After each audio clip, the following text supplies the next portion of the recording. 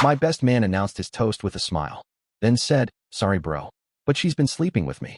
The room went silent. I always thought the worst thing that could happen on a wedding day was a forgotten ring, a late vendor, or a best man stumbling through a half-drunk speech. I had no preparation for what actually happened to me. The ceremony itself had gone smoothly, almost unnervingly so. Julia looked radiant walking down the aisle, and the only hiccup was a slightly late violinist. My family was there, my closest friends filled the pews, and my best man Chris, my childhood friend who had stood by me through school, jobs, and even my first heartbreak, was at my side. If anyone had asked me that morning who I trusted most in the world, I would have answered without hesitation, Julia and Chris. By the time we sat down for the reception, the atmosphere was buzzing. The hall was draped in soft golden lights, the kind that make even plain surfaces glow. Our guests clinked glasses, children darted under tables, waiters carried trays of champagne. I was still running on the adrenaline of the vows, scanning the room, thinking this was the peak of my life. When Chris stood up for his toast, he looked perfectly composed. He was dressed sharply, confident in a way that made everyone expect charm and humor. His first words did exactly that. Light jokes about my clumsy college days, a funny story about how I once called him at 3 in the morning to ask whether ketchup could expire. People laughed. Julia squeezed my hand under the table, and I leaned back, grateful for a loyal friend who knew how to hold a crowd. Then he paused. He lifted his glass, gave me the kind of smile you only notice once it's too late, and twisted the knife. He announced to the entire room that Julia, my new wife, had been sleeping with him. Not once, not as a mistake, but as an ongoing thing. He said it like someone casually reciting a fact that had been weighing on him. The silence that followed was almost worse than the statement itself. It was the sound of 200 guests realizing they were no longer witnesses to a celebration, but to a collapse. I didn't leap up or shout. I sat there while the weight of his words sank in. Julia's fingers, which had been gripping mine, went stiff, then pulled away. She stammered, her face paling, but she could barely form words. Her parents immediately stood, trying to calm the room, telling people to ignore what had been said, insisting Chris was jealous or drunk. But Chris didn't look drunk, and he didn't look like he cared about the chaos he had caused. The whispers started instantly. You could see people leaning toward one another, lips close to ears, eyes darting to Julia, to me, to Chris. One of my cousins pulled out his phone and began typing, likely sending the news across social media before dessert had even reached the tables. Julia tried to regain control, telling people it wasn't true, that Chris was lashing out because he had always secretly wanted her. The bridesmaids looked uneasy. 2 of them wouldn't even meet my eyes. The groomsmen were muttering, one shaking his head like he had known something but never expected it to surface here. Then came the moment where my younger brother Lucas nearly lunged across the table at Chris. He was always more hot-headed than me, and it took 2 relatives to pull him back before fists flew. The tension was seconds away from turning into a physical brawl in front of the buffet line. I stood finally, not to defend Julia, not to argue with Chris, but to stop the eruption. The DJ had frozen behind his booth, music cut short, so all that carried was the sound of shifting chairs and stifled gasps. I told Lucas to sit down. My voice came out calmer than I felt, but inside I was burning. Julia kept pleading for me to say something in her defense, to declare Chris a liar, to push this moment away. But every glance I cast around the room told me that no one believed her. A bridesmaid's nervous fidgeting, a groomsman's guilty look, even my aunt whispering into her husband's ear. It all fed a sinking realization that maybe I was the last one in this hall to connect the dots. Her parents doubled down, demanding Chris be escorted out. But the damage was done. If they had hoped to protect her reputation, their voices only made it worse. People smelled desperation, and desperation only makes rumors smell like truth. I thought about leaving right then, walking out of the hall, calling an attorney in the morning, and erasing this disaster from my life before the ink on the marriage certificate had even dried. But something stronger rooted me in place. It was the need for clarity, the need to understand how deep this betrayal ran. If Chris had chosen this moment to detonate everything, then I wasn't about to let Julia or her family sweep it under a rug. The rest of the reception halted in awkward suspension. No one touched the food, no one raised a glass, no one dared start the music again. People just sat in their seats, restless and electrified, waiting to see what would unfold. Chris leaned back after dropping his bomb, almost smug, as if he'd scored a victory rather than ignited a scandal. Julia sobbed quietly, clutching her bouquet like a lifeline. Her father whispered furiously at her. Her mother looked ready to faint. My brother paced near the head table, fists clenched. And me, I sat in the middle of it, the eye of the storm. I decided if this was going to unravel, it would unravel completely. No half-truths, no polite silences. If my wedding day was doomed, then it would also serve as the day every hidden betrayal came to light. As the guests continued to murmur, I began scanning the faces around me, watching for tells. One bridesmaid, Holly, who had always been overly close to Julia, couldn't keep eye contact. Another groomsman avoided looking at Chris altogether, as if afraid of guilt by association. My uncle leaned toward me and muttered that he had seen Julia and Chris slipping out together at the rehearsal dinner. He had dismissed it then, but now the memory sharpened into damning evidence. By the time dessert was supposed to be served, the reception hall no longer felt like a wedding. It felt like a courtroom waiting for testimony. I hadn't asked for this trial, but I realized it had already begun, and I was both the judge and the victim. Part of me wanted to scream, to flip a table, to drag Chris outside and end him with fists. But a colder part of me, the part that felt the sting of betrayal deep in my chest, decided that silence and exposure would be more devastating. They had chosen to humiliate me in front of everyone I loved. My revenge would be letting every single one of those people witness the full extent of their lies. So I stayed seated, quiet but watchful, as the whispers turned into speculation, and speculation turned into confessions. The foundation of Julia's carefully crafted image was beginning to crack, and I could already sense that what Chris had revealed was only the beginning. The toast had been a spark. The fire was just starting to spread. The reception hall never regained its rhythm. Plates of untouched food grew cold while glasses sweated in the dim glow of the chandeliers. People shifted uncomfortably, unable to decide whether to stay or slip away unnoticed. What had been a party minutes before was now a cage of gossip.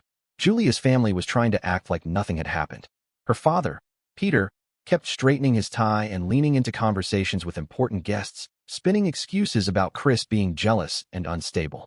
Her mother, Marion, fanned herself with a napkin and clung to Julia's arm as if sympathy could erase suspicion.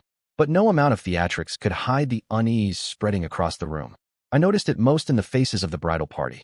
Bridesmaids exchanged glances like they were deciding how much to admit, while my groomsmen argued in low tones, looking in my direction but never daring to approach. Even the priest had slipped out, muttering that he didn't want to be caught in worldly drama. That alone said everything about how far the night had fallen. I stayed silent. Not because I was broken, but because silence had become a trap. The longer I refused to defend Julia, the more people assumed the accusation was true. Every second added weight to her guilt. She knew it too. Her tears had stopped being convincing long ago. Then Holly, one of Julia's closest bridesmaids, cracked. She had been pale since Chris's toast, tugging nervously at the hem of her dress. When she finally spoke, she did so too loudly, as if her voice had been bottled up and could no longer be restrained. She told the table nearest her that Julia had admitted months ago she wasn't marrying me out of love, but security. According to her, Julia laughed about how stable my career was, how my family's reputation would elevate hers, and how Chris was simply the fun she couldn't give up. The words spread quickly, repeated from mouth to mouth like a virus. Julia's head whipped toward Holly, who instantly regretted speaking, but the damage was done. My stomach twisted. This wasn't only about an affair. It was about my entire life being reduced to a transaction in her mind.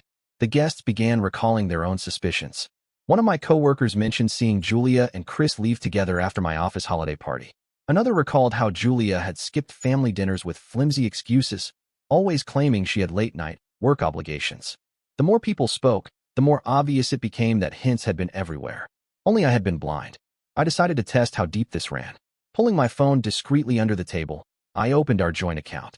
My breath caught when I saw several large transfers to an unfamiliar account. Money moved in the weeks leading up to the wedding. Thousands of dollars gone, and not to vendors or deposits, but straight into a personal fund I hadn't authorized. Julia noticed my expression and grew frantic, whispering for me to put the phone away. Her father noticed too and leaned toward me with a practiced smile. He assured me there was no need to worry about finances, that marriage meant shared resources, and promised we'd all sit down for a business talk after the honeymoon. He tried to package betrayal as an opportunity, as if I were a fool who could be soothed with vague promises of partnerships. But his slip was revealing. He spoke as though he already knew about the transfers. I didn't call him out then, but the realization hardened inside me. This wasn't just Julia and Chris. Her family had been complicit, protecting her choices because they stood to benefit. Lucas, my brother, returned to my side, still seething but now quieter. He asked if I wanted him to throw Chris out. I shook my head. Throwing Chris out would only give him the satisfaction of being the center of attention. Keeping him seated there in his smugness was worse. He could feel the judgment of every set of eyes in the room. Chris, for his part, seemed almost proud. He leaned back with his drink, answering anyone who confronted him with vague affirmations. He didn't deny the affair, but he painted it like something Julia had begged for, something he had reluctantly given into. He wore martyrdom like armor, twisting the narrative so he looked like the honest friend rather than the snake who had destroyed a marriage within hours of its beginning. The tension broke again when one of my groomsmen, Kevin, spoke up. He admitted he had once loaned Chris money, a substantial sum, and never been paid back. He had kept quiet to avoid disrupting the friendship circle, but he hinted that others in the room had been used the same way. Murmurs followed, and I realized Chris wasn't just a betrayer in love. He was a parasite in every aspect of life. Julia tried to argue back, calling everyone liars, insisting this was a conspiracy to ruin her happiness. But her voice had lost all conviction. She couldn't even look at me. Every defense she tried to mount only dug her hole deeper, because there was always someone in the crowd with a memory that contradicted her. The hall had transformed. What was supposed to be a wedding banquet had become a courtroom, and I was watching the jury deliberate in real time. My silence no longer needed to be defended. The crowd was doing the work for me. The final blow of the night came not from me, not from Chris, but from Julia's own cousin, who stood shakily with her glass in hand. She admitted Julia had once told her about planning to take precautions with the joint account to secure funds in case I ever turned out to be as boring as he looked. The cousin's voice trembled, but she said it anyway, and the gasp that followed shook Julia's last shield of dignity. Her father barked for her to sit down. Her mother begged me to ignore silly gossip, but no one believed them anymore. The veneer had cracked too thoroughly. By the end of the night, I knew I couldn't simply walk away and nurse my wounds in private. The betrayal was larger than two people sneaking behind my back. It was financial theft, emotional manipulation, and a family conspiracy to use me as a ladder. The pain in my chest wasn't only heartbreak. It was the sting of realizing I had been the fool at the center of a play everyone else had quietly watched. I left the reception not with Julia at my side, but with my brother, Lucas. The crowd parted as we walked out, some guests giving sympathetic pats on my shoulder, others too embarrassed to meet my eyes. Julia stayed behind, surrounded by her family, who hissed arguments among themselves while trying to keep her from collapsing completely. Chris remained at the table, grinning faintly, as if he thought he had won. But I wasn't finished. The night had only given me suspicions and scattered confessions. The real reckoning was still ahead. I didn't want to just end the marriage. I wanted everyone who had twisted my trust to face consequences as permanent and public as the humiliation they had forced onto me. Walking out with Lucas had seemed like the sensible option at first. Leave the hall, file the annulment in the morning, and cut Julia out of my life cleanly. But as I stood just outside the doors, listening to the muffled chaos behind me, I felt a pull. It wasn't mercy or even doubt. It was rage, not the kind that lashes out blindly, but the kind that burns cold and deliberate. Julia and Chris had chosen this arena to ruin me. They had dragged 200 people into my humiliation. If the truth was to come out, it would come out here, in front of the same witnesses. I turned back. Lucas tried to stop me, but I told him I wasn't leaving until every single guest knew exactly who they were dealing with. When I re-entered the hall, heads turned. Conversations fell silent, anticipation thick in the air. The DJ stood awkwardly by his booth, unsure whether to restart the music. I motioned for him to stay quiet. The silence was my ally now. I walked to the head table, lifted the microphone, and let my voice carry across the room. I didn't shout. I didn't need to. The weight of the moment pressed everyone into their seats. I began with facts. Pulling my phone from my pocket, I opened the bank app and projected the screen onto the hall's rented display system. Transfers to a hidden account, thousands of dollars siphoned off, some of them just days before the wedding. Guests craned their necks to see, gasps rippling through the room. Julia shot up, trying to yank the phone from my hand, but Lucas intercepted her, gripping her wrist until she sat back down. I continued, showing receipts of hotel bookings during weekends she had claimed to visit her mother. Each booking was tied to Chris's name on the guest records. The crowd erupted. Some cursed aloud, others shook their heads in disbelief. A few whispered apologies in my direction, as if their earlier silence had been complicity. Julia's mother buried her face in her hands, while her father tried to bark over me, insisting the receipts were misunderstandings. But every denial only made him sound more foolish. Julia's voice rose above the noise, shrill with desperation. She accused me of violating her privacy, of orchestrating this spectacle to punish her for one mistake. But the receipts kept stacking, each one a nail in the coffin of her excuses. Chris finally stood, smirking, and tried to take control. He claimed Julia had confided in him because I was emotionally distant, that their connection was stronger than anything she felt with me. He wanted to twist the story into some kind of romantic tragedy, as if betrayal could be dressed up as destiny. I let him speak long enough to expose his arrogance. Then I pulled up the final piece I had prepared, a public database search showing his criminal record, fraud charges, unpaid debts, a trail of financial ruin left behind in 2 states. I projected that too. The hall descended into chaos. Guests shouted over one another, demanding explanations. A woman in the crowd, someone I didn't know, called out that Chris had once scammed her brother in a failed investment scheme. Another man confirmed Chris had borrowed money from him years ago and never returned it. One revelation bled into another, until the image of Chris as a smug victor crumbled into that of a cornered con man. Julia's parents were no longer defending her.